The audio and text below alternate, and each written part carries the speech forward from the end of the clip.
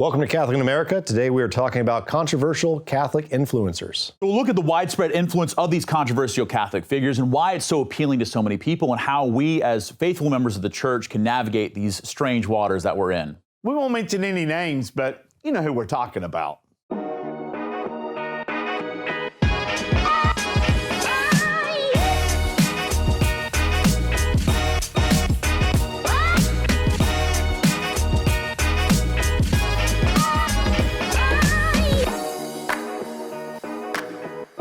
Welcome back to Catholic in America. I am Father Michael Nixon. I'm joined, as always, by Father Tom Dillon and by Father Doug Martin.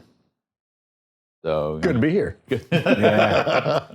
Now, we are not Catholic influencers.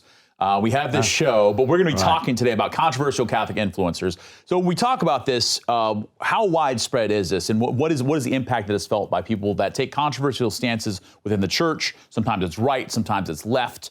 In the culture wars, and have a huge influence across for many people that are online. I think it depends on which particular figure you're talking about, but you can have widespread influence. I mean, some of these influencers actually are influencing society itself. Some of them are on the news, some of them are in magazines, but a lot of this is just going on in Catholic circles themselves, and it's pretty widespread in the Catholic circles. Well, in social media. Social media is probably one of the biggest platforms, as social media is kind of transformed, as everyone knows, the face of our world. So I think that, like in the past, like your ability to influence people was limited because, like when Martin Luther penned up his 99 Thesis on the doors of the cathedral. 95, whatever. We'll take how many of that. Yeah. There should have been like zero, but maybe two. Selling indulgence. No, the influence that you have though with social media platforms, and so like the ability to hit a lot more people, but also cause a lot more problems.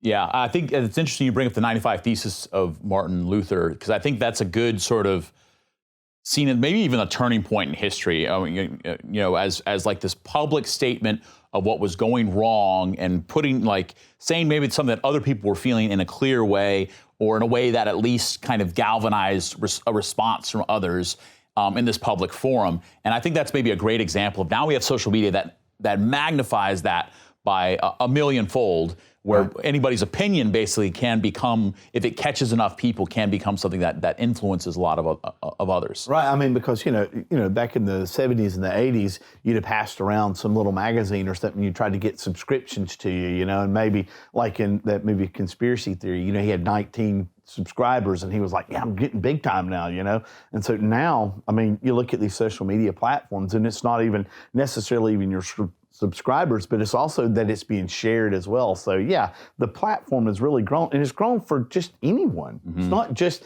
the big names. I mean, anyone can kind of blow up at any moment. Right, and I think we should take this time to make sure you like, share, and subscribe. Help us to blow up to our videos. And but so looking at that, obviously having influence is an essential part of leadership. It's not necessarily a bad thing in the Catholic world. For those that aren't familiar with it, someone that cares about church politics, what Bishop so-and-so said, movements that the Pope is making, different ways that the church influences or doesn't influence culture. What are we seeing as far as kind of the ends of the spectrum, kind of the controversial aspect of those influencers? What are some of the things that are some of the issues that are being talked about or maybe talked around in a way that kind of impacts the rest of the church?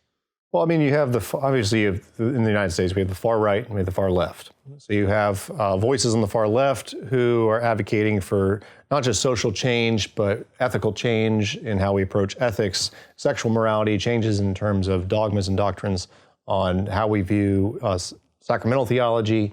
So you have these persons who are pushing on the far left, like drastic change, which kind of is what the word liberal kind of means, is change, and not all change is bad.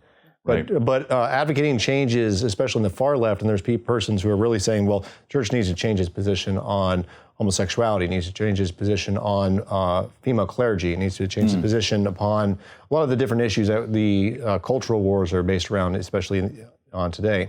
The opposite extreme, you have the far right. If we're talking about Catholic far right, like people who are pushing for, excommunication of all people who are on the left, maybe the liturgy of the Catholic Church, that the way in which we celebrate the Mass, that this is completely not real. It's fake. It's phony. Vatican II was a sham. Then you also have persons who've gotten entwined within the political sphere probably too much, and that like Republican politics are Catholic politics, and if you disagree with the Republican Party, like this is something which makes you a bad person and makes you a heretic or makes you.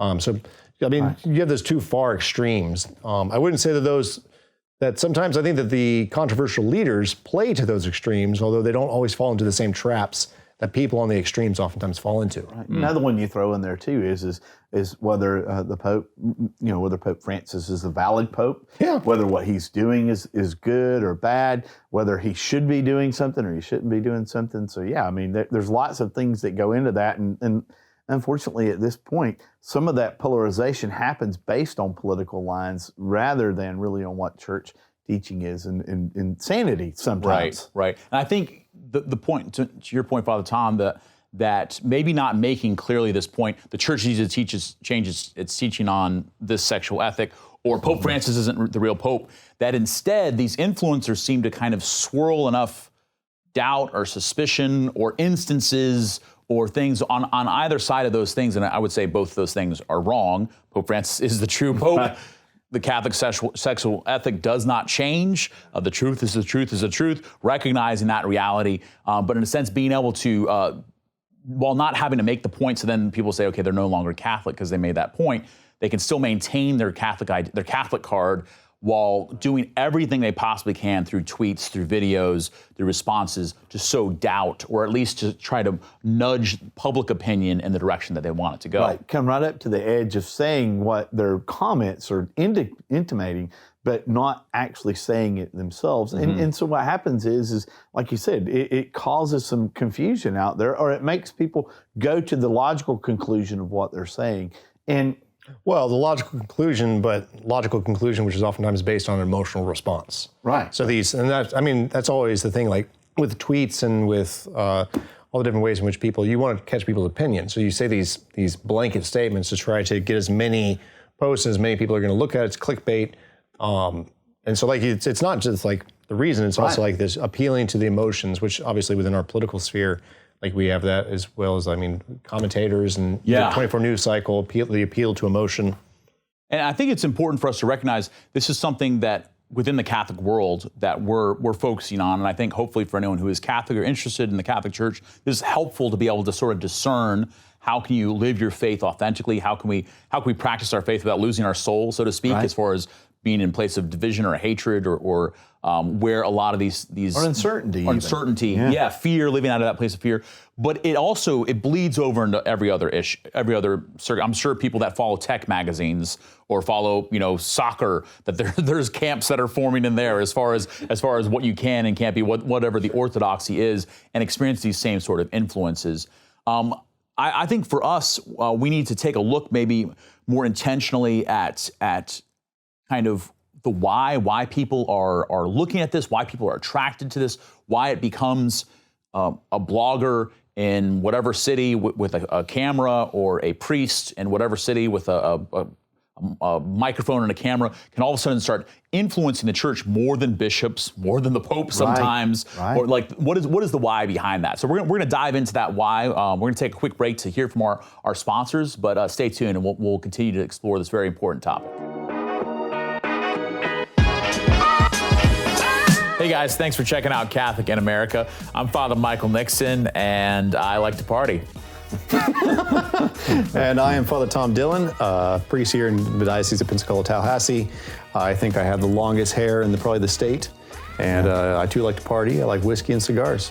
Father Doug Martin. I'm also a priest here in the Diocese of Pensacola, Tallahassee, and I'm married and roll tide. Oh my goodness. Yes, sir. I was okay with the being married part, but the whole tide thing. In Catholic in America, we engage the intersection between faith and culture. Tune in every week because no topic is out of bounds. We want to thank you so much for supporting this show by watching it, by liking, sharing, and subscribing. How else can they support the show? You can also become a patron on Patreon and support us financially. So if you support us, there's all kinds of swag. There's T-shirts, there's coffee mugs, or maybe bumper stickers. I don't know. Maybe we could come up with a wig from Father Tom. Father Tom wig would go a long way. So thanks for your support. God bless y'all, and check us out next time on Catholic in America.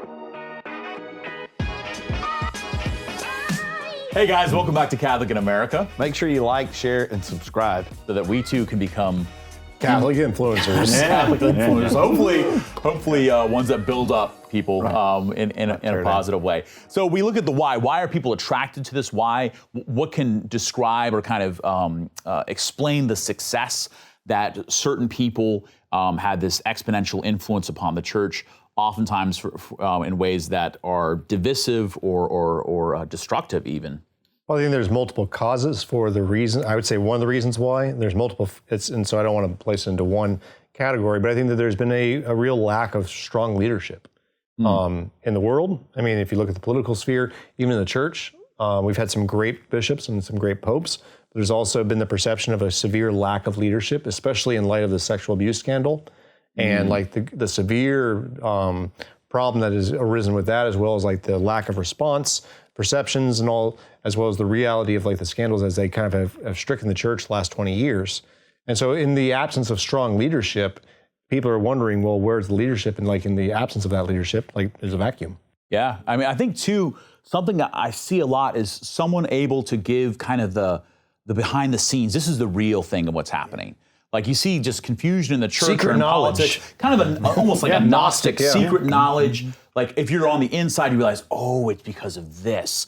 This is why all these priests are doing that, or this is why, this bishop didn't say the thing that I wanted him to say to a politician, or kind of, that's that sort of insider knowledge that we're all, it's a danger for any of us to kind of fall into, to try to be in the inside, trying to be in the secret club. And I think that it definitely plays into that as well when we're talking about influencers in this see behind the curtain, the Wizard absolutely. of Oz, absolutely. I mean, I think another thing too is fear. That there's this fear of things are changing, and I'm not so sure I like this kind of a change, or I'm not so sure I want it to change, and the fear that or it's not changing, it's not going to change the way I want it to unless I do something. And the fear that it's not going to change, or the fear that it might actually change, and change my whole perception, reality of what I understand myself as a Catholic, and how I am supposed to relate to the world.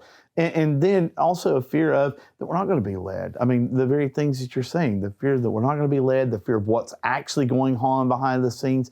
Now, all this stuff just kind of causes us to start looking for reasons why things are the way they are. And when no one's speaking, as you were saying, when no one's speaking, or it seems like no one's speaking, then that fear just gets greater and greater. And so you want to hear it from someone.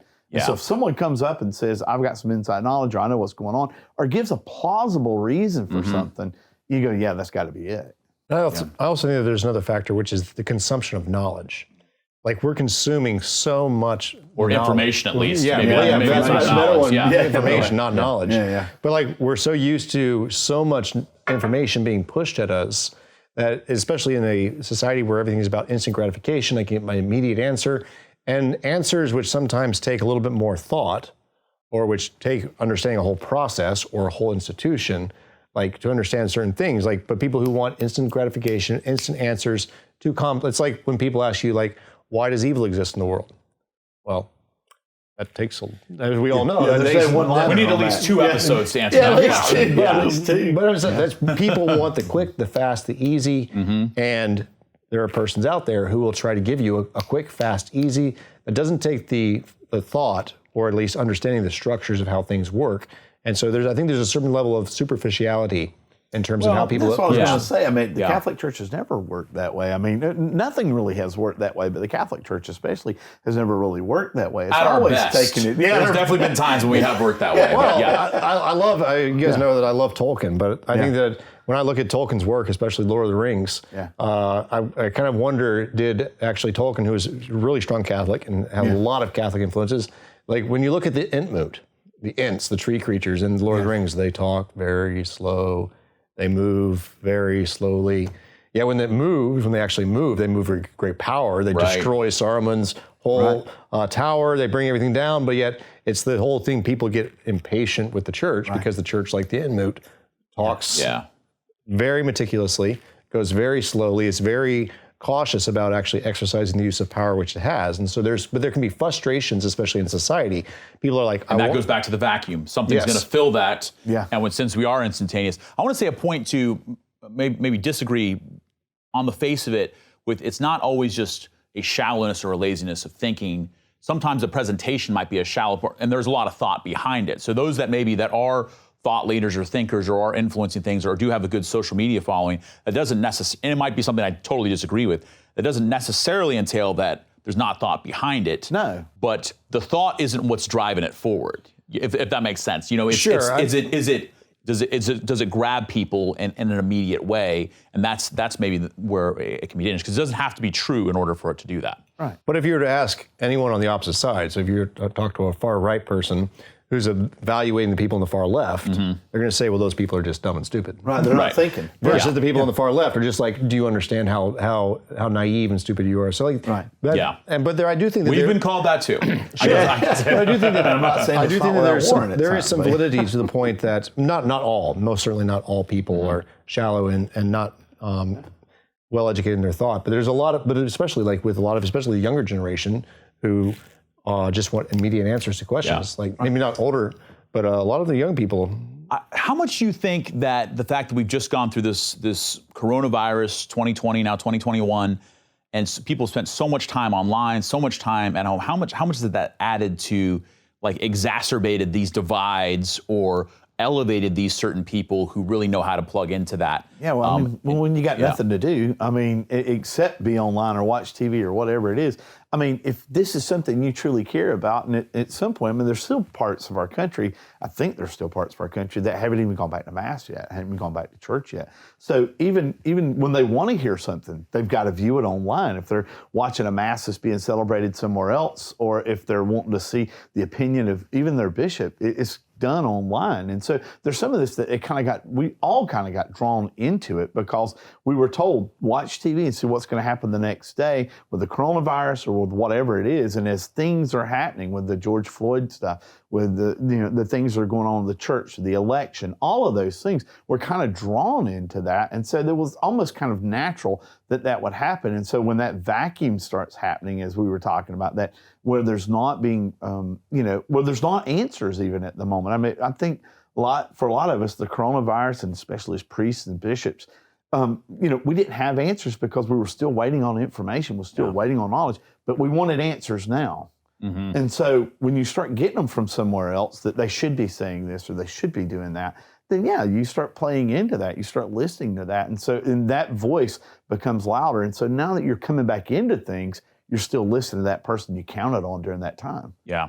Okay. So we're going to break down a little bit these three sort of areas that we briefly touched on, but how this sort of cloud around it doesn't really help us, how we need clarity within those areas. So the first being, and this is, I guess, more tendency of a far right kind of mentality, if you want to put it in those terms, of that Pope Francis is somehow not really the Pope, that Pope Benedict really is secretly, kind of a conspiracy theory behind that. We can talk about that. The other side of that sexual morality within the church, and again, a lot of thought leaders and influencers, and I would say controversial Catholic influencers, basically the sexual morality in the church is going to change or should change. And while most of the people that are leading that won't outright say, the changes that they think need to happen, whether it's okaying homosexual marriage or contraception or whatever the case, but sex outside of marriage, whatever it might be, but it's then kind of fortifying that position by all the points that they're making. And then the liturgy, people saying that, that the liturgy itself is not valid, that's maybe more kind of a right sort of thing for some people, and maybe just constantly pointing out, shortcomings within the liturgy as we celebrate it. So let's start with the Pope Francis aspect. Maybe what are some of the things that we've heard, and how can we ask for more clarity from people for the sake of the church? Because obviously him being the legitimate successor of St. Peter is very, very important for us as Catholics. And if that's not the case, we have a lot of other problems. Yeah, absolutely. I mean, I think some of the things that has been passed around and has been spoken into is that Pope Benedict Emeritus did not ever actually retire. That he was either forced out or the paper he signed wasn't a legitimate resignation. And so because of that, Pope Francis is kind of a phony pope. He's kind of a play pope. And they're really holding Pope Benedict down over in the Vatican. And that the Pope Francis is the one who's really, shouldn't be there. And so we're being led in error by this phony or fake pope. This is something that's being not said outright, but hinted at. Well, some are saying it. Some are saying outright he's an anti-pope. Yeah. And so when that does come up, if someone were to say that to you, for instance, I just saw this video and this came up, they talked about this and this discrepancy, and Pope Francis blinked, and when he should have winked or something like that, and Pope Benedict crossed his fingers, right? Waved the wrong way, and this is because of all these. Again, seeing in a sense kind of a conspiracy theory around this. How can someone sort of counteract that? Not with, again, there might be some parts of it that are true, or things that that sometimes have come out of a place of frustration where I love Pope Benedict and I'm and I don't always know. I'm confused by Pope Francis, so I want to clarify that, like we said. So how can we respond in good faith and try to seek some clarity there? The first thing is just reality itself. I mean, we know that these things are. I mean, the church is not going to act. You're not going to fool, hundreds of cardinals, hundreds of bishops all around the world into thinking that this guy's a legitimate pope if it's not true. Right. I mean, well, Pope Benedict has said that Pope Francis is the legitimate pope. Absolutely. He stepped down, he stepped down, moved out, willing to retire. I mean, all of those sorts of things. And so then we have to deal with the truth, though. Maybe this is the thing to acknowledge to people. Yeah. Let's deal with your struggles with Pope Francis. Yeah. If you struggle with Pope Francis, because sometimes people are struggling with Pope Francis, this comes to me a lot. We live in the South. Some people are very, very conservative in their politics and their way of viewing church. And they just hear Pope Francis through the New York Times sort of lens that he's a liberal or something. And so we've talked about that on the show before, but maybe helping people to actually engage with their struggles instead of, it sounds, of course, to play footsie with these conspiracy theories that aren't helpful and just lead to sow seeds of doubt. Yeah, I mean, that's also part of the problem, is that the people that they can go to are exactly the people that the media, as well as other sources, have cast doubt and aspersions on.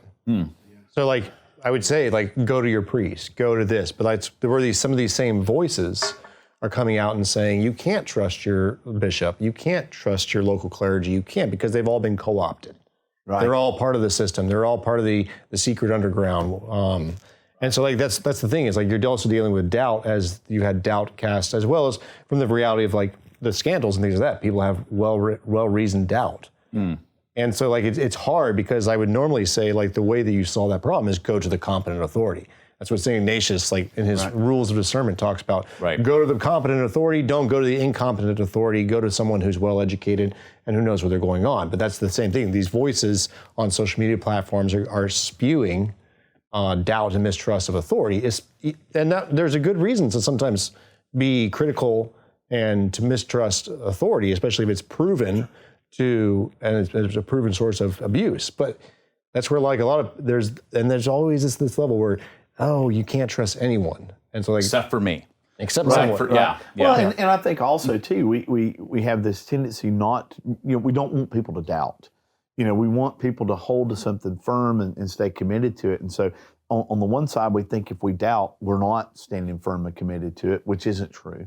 But on the other side of it too, we want them to just blindly follow, and that's, some of that has happened in the past. And so the reason I think sometimes people look into these things and want to see behind the curtain is because there's at times when this Right. wasn't done. And so Absolutely. now that and so the more explicit we can be about these things, the more that we can show the truth or the problem with what's being insinuated, then hopefully that'll lead to clarity. But you're right, when there's different voices coming from different places and the authority's been given to someone who seems to be more trusting than your local priest, than your local bishop, then yeah, I mean, it's a hard issue. Or when we, as the local priests or bishops or whoever, aren't saying anything, Right. going back to that vacuum, how easy is it for that vacuum to be filled? And if Pope Francis he says a lot of things off the cuff. Sometimes he's misquoted. There was a documentary that came out recently about him that was terribly cut up and made to seem like he was saying things he was not saying about homosexual marriage and lots of very controversial, difficult topics that he was trying to be pastoral and approaching. So that just gets put forward, and there's always that great line of that a lie gets halfway around the world before the truth gets its pants on. It spreads quick. Right. And so asking people the question, how do I know that this is true?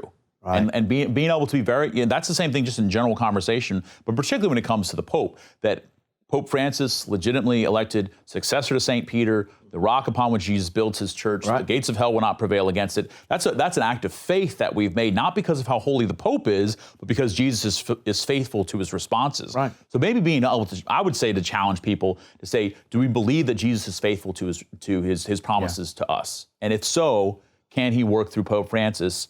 Absolutely. And what maybe is the Lord trying to teach us? Pope Francis is a sinner just like any one of us. Absolutely. But maybe what is the Lord teaching us? And again, so I think that challenge, being able to say like, yeah, I do struggle with this aspect. Yeah. Just like, if I'm an associate pastor and I have a pastor that says something, I might struggle with it. And I have to wrestle with it. Does that mean I need to second guess everything this person does? Probably not. Hopefully not. Hopefully I can get to a more healthy place. But I think that the same has to be true. We have to have at least Christian charity for someone who's in a very difficult job of being the Pope. But yeah. You see this in politics sometimes. You got to agree with and believe everything the person says, or else you can't really get behind them. And you're like, it's just not reality. That's just not the way things really work. Mm-hmm. It's fine for the Pope to say things that may challenge me, things that I may even think he's wrong about. For me to still say that's Papa. That's personally not wrong. Not when he's teaching on faith and morals. Exactly. Right. Personally. Yes. Right. Thank you for that. Yeah. His approach to doing things doesn't have to be the way that I would do it. Have to be the But way again, I would if I was in that position, which I don't think any of us ever want to be in that position, No. how would we respond when you're seeing it from that perspective? Anytime you change seats, so to speak. Very easy to be in the back seat. Yeah, it's very easy to be in the back seat. And that's what a lot of people don't understand about Pope Francis is that almost all of his stuff that's coming out is pastoral directives, how to take care of people. He really has not been teaching about faith and morals. Like all of his directives have been about how do you take care of people in particular circumstances with particular things, and that's where there's a lot of leeway in terms of pastoral directive. And he's usually speaking into lacks. He's usually speaking into places where we're not doing what we should, which is what a good father should be doing, is pointing to his children saying, hey, this is areas where we're not at, or, well, even in general, this is where we need to go. So I think we can say then, Pope Francis is the Pope. Yes. I think where things are being if something's continuing to hint otherwise, that to me is just a discernment to say, I probably don't need that influence in my life. Yeah. If someone was in your life continually hinting that your wife that you disagree with and struggle to love at times, if she was a bad person or duplicitous or an adulteress, never actually says it but keeps hinting at it, there's something about that relationship that we need to distance ourselves from and be able to accept criticism, but those sort of negative voices. So we'll put that to the side now. We've settled it. Pope Francis is the real Pope. He is the real Pope. We all have to struggle to love him and pray with and for him and rejoice that God has given us a Pope. And so we lift him up to the Lord's mercy. Just like if he knew us, he'd probably struggle. Exactly. From St. Peter all the way to him. Yeah, that's right. It's been a struggle, and that's okay. And the Lord has still been faithful and still worked through his church. So let's talk about something more controversial. No, to go from that to the other side of kind of these controversial influencers that move towards or try to influence the church or the world to see the church's teachings, particularly on sexual morality, as something that's going to change, something that's inevitable change. It's unjust if it doesn't change. It's horrific if we enforce these rules. These sort of things. Again, not maybe necessarily saying it out loud specifically, but hinting enough at it to cast a lot of doubts for those who maybe already struggle to live the church's teachings. Well, and you saw that even with one of Pope Francis's recent statements about same-sex unions and marriage. You saw the general population, general public, not even just Catholics, but the general public coming out and saying just how disappointed they were in his statements and how troubling it was to hear the Pope saying something like that, almost as if, like you're saying. Saying what? I'm sorry, not everyone knows what Well, that same-sex unions and marriages are still not able to be blessed by the Catholic Church. Those aren't because they're sinful. Because they're sinful. Yeah, absolutely. Which is what the church has always taught. Always. And we're shocked by it. And there's no reason to even think that it's going to change, except that we've had people who've intimated that it may change. Mm-hmm. And so, I mean, but this tells you the influence that they had, that the general population, that not just Catholics, and not just Christians, but that people in the general population really thought this might happen. Yeah, but there's a commonality between both what we were talking about before and the persons who are speaking on the far right, and then the same thing which is happening on the far left, which is the use of ambiguous language. Yeah, and that's what these commentators and these Catholic leaders who are using very ambiguous language, which that they are stating things, they're implying certain things without stating them concretely, and then leaving their readers or their listeners to infer what they want. Mm-hmm. And so like they're speaking to these things that people feel very strongly about on the far right, far left, and so they infer it, like they kind of, through the use of ambiguous, kind of unclear, clouded language, kind of hinting, intimating towards things, but without ever directly coming out and saying this is what's going to happen. Right. And because if they do that, then they know that they pin themselves into a corner. Right. So like if they come out and say the church is going to do this because the LGBTQ movement is legitimate and justified, well, the church is going to come down and like a hammer. Yeah. Right? But that's why these leaders are use this kind of this implication, mm-hmm. and that's so they can say, "I didn't say that." Yeah, that's what they say. Right. I didn't say that. it. I believe and teach everything the Catholic Church believes, but in a sense, I question and chip away everything in the way that the church applies it, which. Questioning the way that the church reaches out to those in difficult marital situations, those who struggle with same-sex attraction or transgender ideology, whatever it is, being able to love them better and serve them more, absolutely. Sure. We're always called to conversion there. So not to discount, and this is the same is true for those on the right or the left or any of the anywhere in between, to take seriously the criticisms and how it's calling us to. Should the church have greater accountability and leadership, and should the Pope or bishops be more clear and dynamic? Yeah, absolutely, yes. And also, too, should the church do a better job of accompanying people in difficult circumstances? However, and this is the big however, is to use, in a sense, being pastoral as a kind of like a catch-all term that basically allows us to get rid of truth, objective truth, morality, tradition, the tradition of the church, the difficult, hard-fought sexual ethic of the church. The church has the only ethics that I've seen that are consistent from moment of conception to the moment of death, and everything in between, and the way we're called to live our lives in society, both social ethics and ethics within the family and sexual ethics, like all that sort of things. The church has worked hard upon this based on revelation, the Bible. So in a sense, to call that into question, to throw that out for the sake of something being pastoral, to me, there's something disingenuous about that. At least, maybe that's not the intention, but at least it can feel like that sometimes, they're not really believing it, and they're trying to push the church in the direction towards what they believe or what they've already acquiesced. Yeah, I'm going back to kind of what I was saying with earlier, when I wasn't, when I said it, it goes to the point of like people in their, like, I didn't mean to infer that people were stupid.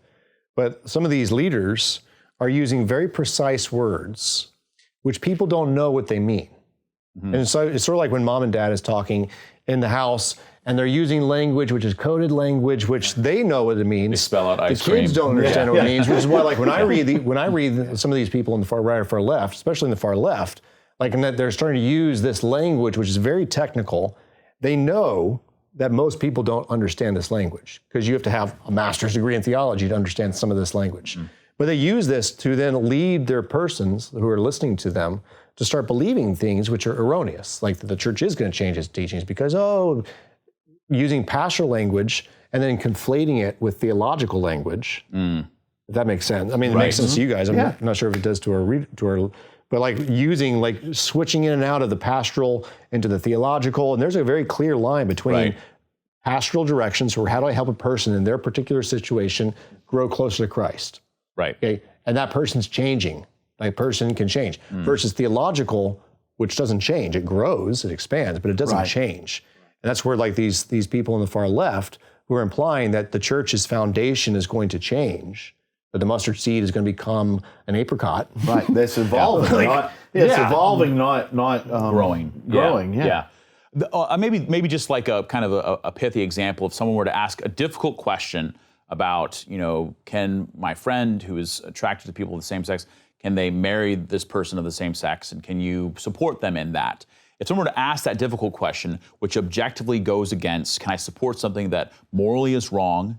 I can still love the person and object to their actions, that morally is wrong, and on society there's an impact and can give scandal. If I avoid that by just saying, well, Jesus wants us to love everybody. Right. Again, which is totally true. That's absolutely It's true. the truest thing anyone's ever said before. Right. But in a sense, avoids having had the difficult conversation of... It's a deflection. A deflection. It's a deflection. Rather than an engagement. And I think online kind of breeds that sort of deflection. So if anything, say if the church were the Vatican office recently restated the church saying we cannot bless homosexual unions, homosexual marriages in different countries throughout the world that are accepting these, because it's not the same as marriage, and because it is blessing a sinful state. We can bless the people. You can always bless people. We love people, and we want to bless and uphold them. But the marriage in and of itself, that gets responded to by people on this as like, well, I wish the church was more loving. Yeah. Again, not untrue. I wish the church was more loving too. That's actually a true statement. But in a sense, in light of this, instead of saying, yeah, this is difficult, and we all have to grapple with this truth, and even if you're on the other side of this, we're calling you to conversion as well, and we'll walk with you the whole way because God is love. Like, again, it throws out a blanket, as you said, that ambiguous statement that chips away trust and helps people to live hope. I mean, God have mercy on all of us, but in a state of life that's not open to the fullness of grace that God wants for us. So is it loving? And maybe this is the challenge too, for somebody that's maybe kind of living in those areas of the internet or living in those areas, maybe just thinking of how can we respond to them lovingly and encourage them to look more deeply at the church's teaching on, and a lot of times it does have to do with sexual ethics, the disagreements there. How can we challenge them or encourage them to maybe look at this from a different angle, to be changed by the teaching rather than just to hope that the teachings themselves are going to change? What I'd say is that we don't need a church and we don't need leadership when we are right. We need it when we're wrong. And recognizing that we're all sinners. We all are at various different stages in our journey with Christ. But we need the leadership, and especially the moral speaking authority of the church, to give us direction in turbulent times where there's confusion. And that's why we have the church. That's why Christ left us the church, and why the Holy Spirit is speaking to us through the church. It's not just a bunch of old men in Rome.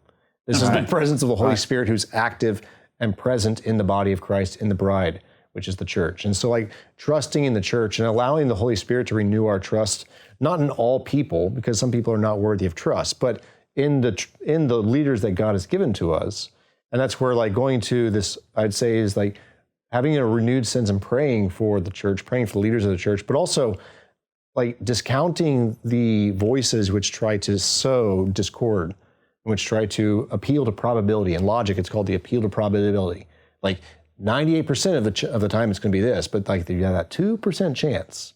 Yeah. And so it's a fallacy. When you say it's going to be true because there's a 2% chance. Right. And you can't disprove that. And making the argument based on that. I think what we say to someone who approaches us in this situation is, first of all, the love of Christ, that God does love them and he does want them and he does he does accept them for who they are, but he always accepts all of us for who we are, but he also calls us to change. He also calls us to the truth that we know. The Ten Commandments are always portrayed as a set of rules, and rules are bad, but really the Ten Commandments are set out as a way of living, a way of loving each other. 1 John, he says, if you love, to love God is to live the commandments. And so the way that we love each other is by living these things out for the betterment of each other.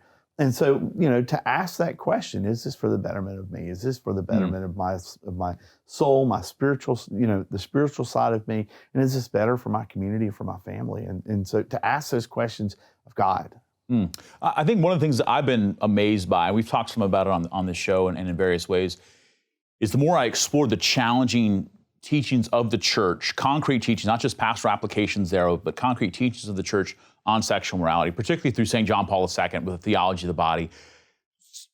So challenging to me, so difficult, continues to call me to ongoing conversion, not just my actions, but my mind and heart and my prayer, everything, but so life-giving at the same time. And I think that's maybe we can say, can we look at those people, not just the ones who struggled to follow the church's teachings on sexual morality and resented it and hated it and then went the other direction, which is most of the voices that we hear. We see that a lot online where people say I hate the church because of this and the church always oppressed me in this way.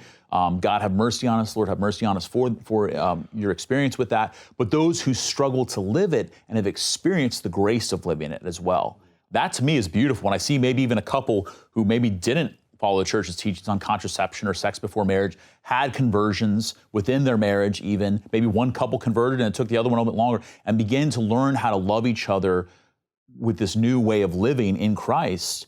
How beautiful that is. Not easy. It's never easy, but it really is beautiful. So maybe inviting people to explore the truth of the gospel in these areas that often just overshadowed by our own weakness. But I love what you said there about conversion, because I think the assumption is that if someone's telling someone else that you need to convert, the idea is that the person who's doing that is judging them or saying, I've already converted, you need to come with me, but instead trying to help them to understand, no, I'm converting too. I'm not saying this is easy for me either. I mean, there's lots of things that may not be easy for me. Maybe this one is, but there's other things where I'm having to convert myself as well. And so as you walk that path of conversion, I'm still walking it myself. That's the whole point of this life is to convert ourselves, to not convert ourselves, but to allow the Holy Spirit and God to work in our lives so that we get to the point where He wants us to be. Absolutely. So we're going to talk about our last sort of segment of the internet where there's very controversial Catholic influencers that do wield a lot of influence outside of the mainstream that we're used to from Catholic periodicals or Catholic, bishops, which is the liturgy. And I'll just say this, the thing that comes up a lot is maybe not saying it outright, but basically saying, and this might be very Catholic insider for those that aren't inside the church, that the Catholic liturgy, the Novus Ordo Mass, the Mass of, in the vernacular since Vatican II, is not legitimate. That the real Mass is the Tridentine Rite, the Mass of Pope John the 23rd or whichever version of the Latin Mass. That's the real Mass, and anything since then. And oftentimes they'll point to very poorly celebrated masses or clown masses or I'm sorry, I shouldn't laugh, but shouldn't laugh, but yeah, but it's unfortunate. I would say liturgical abuses where the Mass has not been celebrated reverently or well, as see how terrible that is. Really, that's not the real Mass. So again, making some real points of critique, but hinting towards the fact that really only the Latin Mass is valid. So how have you guys kind of experienced that in your own lives and in ministry? Experienced that very much. I've been told that if we would just bring back the Latin, that people would come out of the woodworks and come back to the church. And I don't see how you can quantify that kind of a thing. And by saying that, it's saying without saying it that there's something wrong with what we're doing already. That what we're doing now isn't. And there's been commentators who've come out and said that the Tridentine Mass, is more, or the Latin Mass is what it's generally called or referenced as. Traditional Latin Mass, TLM, That it's more effectual. That the grace that's given in it compared to the Novus Ordo is not the same in the sense of there's more grace given. It's more holy because it's more transcendent. It's more, reverent. All those things. The music's better. Whatever it may be.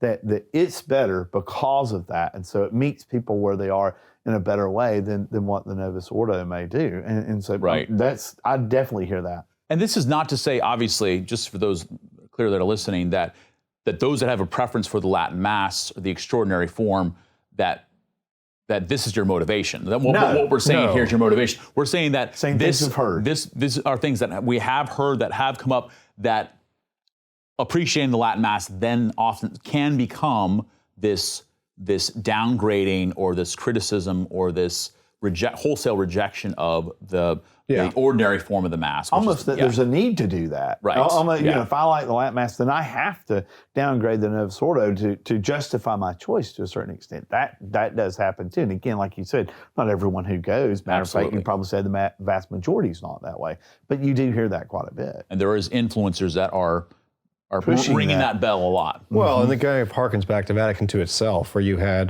Bishop Lefebvre, who disagreed with the council, Second Vatican Council, in terms of its pastoral directives and the movements of the church towards moving away from Latin and the masses that was being celebrated. And so, and at every council of the church, going all the way back to Jerusalem, there's people who lost at the councils. And just because a person lost the council of the church, sometimes there's this naive expectation that, they lost and they agreed. No. No, like the Arians after the Council of Nicaea were around for hundreds of years complaining bitterly that they were right and that the church was wrong. The Nicene Christians were wrong. The Arians were... The Judaizers that Paul was struggling with after the Council of Jerusalem. That was so that didn't go away. It went like everybody said, okay, moved on. There are those voices, and I'd say that they are, because my vast encounters with most people who prefer the Trinitine Rite, they're very faithful. They love the church. They prefer it because they do find it to be more sacred. It's celebrated, and the symbolism that they understand is much more easy to see at the transcendent, the beautiful, the sublime.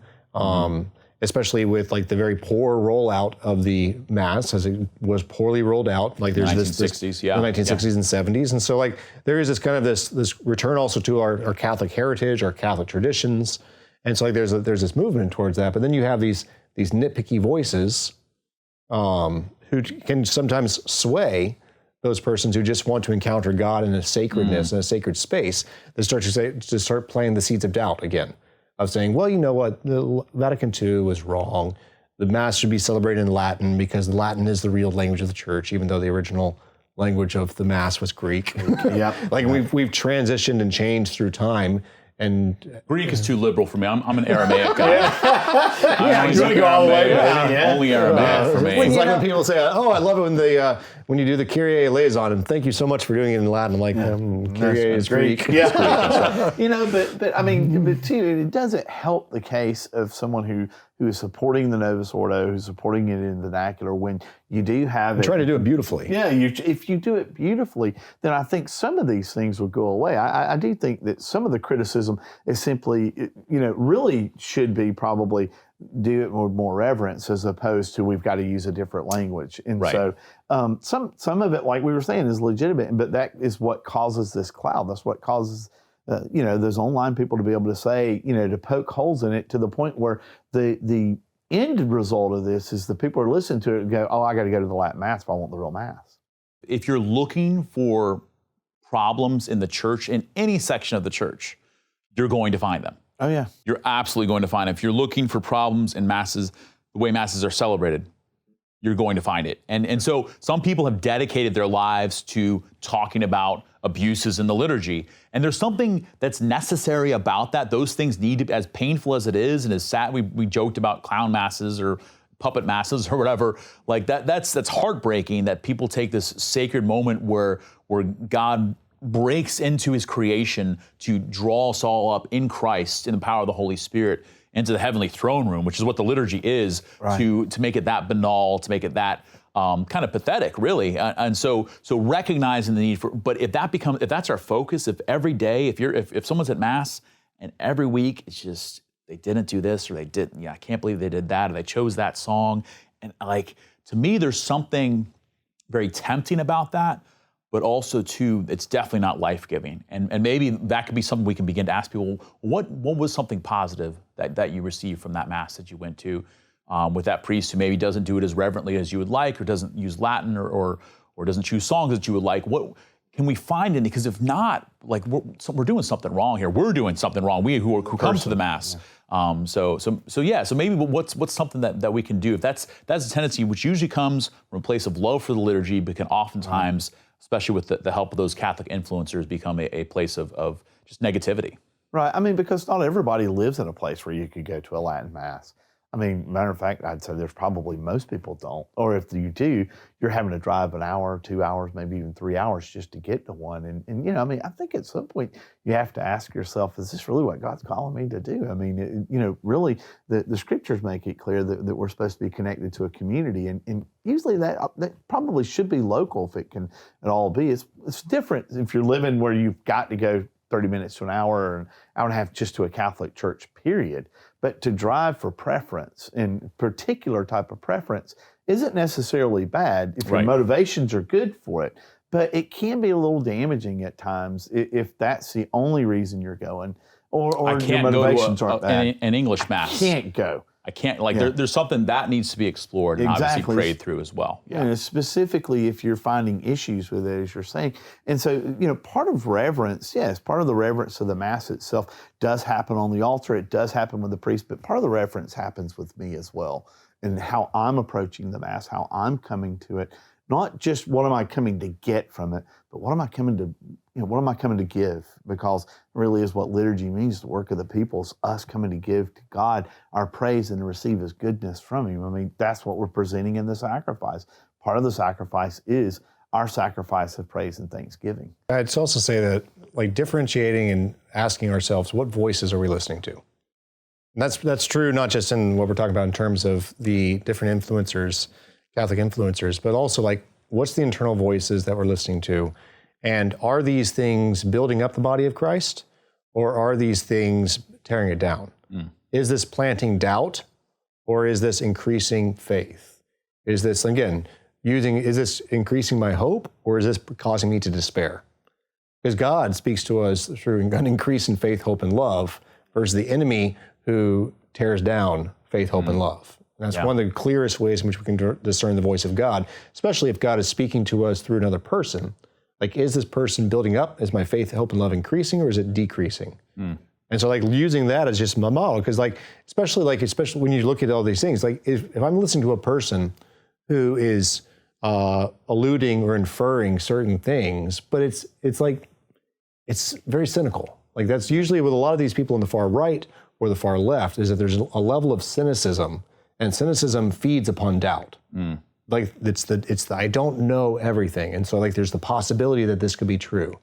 That's not how God works. God, at least not how He's spoken to me. God speaks through wisdom and knowledge and understanding.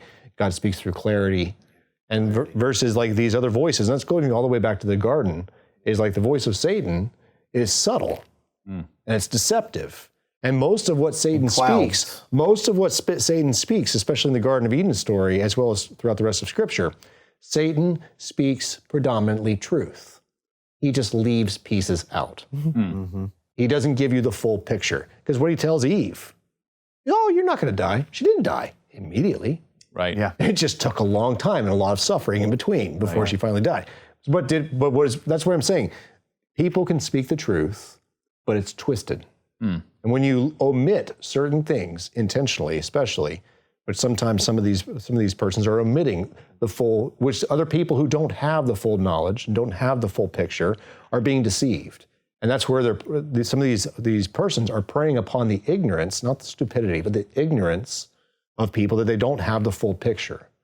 That's where God gives us authority. And that's where also this whole, what I see in the culture especially, is this attack upon all authority. The only authority that actually is left in that case is the I. And so these voices which are challenging all the authority of the church, all the bishops are corrupt, all priests are terrible, all this thing. No, some. And so bringing it back down, that's where these voices, what voices are we listening to? And are these things building up faith, hope, and love? Are they building up the church, or are they tearing it down? Now, you can be critical of the church and build it up. And that's where the church needs healthy criticism. Absolutely. But we don't need unhealthy criticism, especially criticism which is just criticism for the sake of criticism, or because it promotes my own agenda. Or because it gets us more followers, coverage or clicks or followers or anything else. So guys, I think I feel really blessed by this conversation. hopefully too, for all those that are watching, you guys feel blessed by this conversation too. Our hope is not to influence you towards our side. We want you to fall in love with Jesus. That's really what this show is all about, and following him as members of the church that he founded, which is the Catholic Church. So I'm so grateful to Father Doug, Father Tom, and for you all for joining us. For all of our supporters on Patreon, thank you so much for supporting us. Thank you for all those who like, share, and subscribe to these videos and podcasts. We can't do it without you. So until next time, we'll see you. God bless.